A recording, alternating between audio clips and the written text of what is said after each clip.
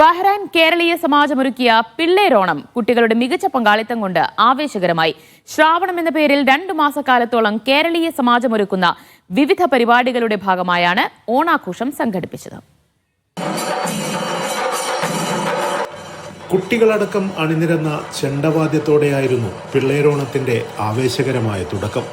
സംഘാടകരായി വനിതാവേദിയുടെയും പിള്ളേരോണം committee അംഗങ്ങളുടെയും കർമ്മനിരതരായ അംഗങ്ങൾ. കുട്ടികളെ ഉത്സാഹത്തിമിർപ്പിലാക്കുന്ന വിവിധ മത്സരങ്ങളും വിനോദ പരിപാടികളും.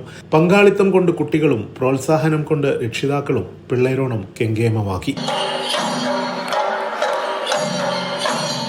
വിദ്യാർത്ഥികളുടെ വേഷപ്പകർച്ചകളും കലാപ്രകടനങ്ങളും സദസ്സ് മനം നിറഞ്ഞ് ആസ്വദിച്ചു.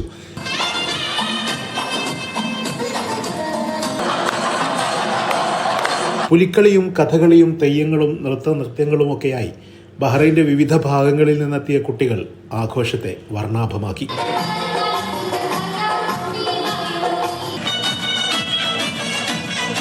ഉത്സവഛായ പകർന്ന കാഴ്ചകൾക്കും കലാപ്രകടനങ്ങൾക്കുമൊടുവിൽ കുട്ടികൾക്കായി സംഘാടകർ വിളമ്പിയ കേമൻ സദ്യ കൂടിയായപ്പോൾ പിള്ളേരോണം പ്രവാസലോകത്തെ കുട്ടികൾക്ക് ആസ്വാദ്യകരമായ അനുഭവമായി. ഉദ്ഘാടനം മുൻ MLA സത്യൻ മുഖേരി ഭദ്രദീപം കൊളുത്തി നിർവഹിച്ചു.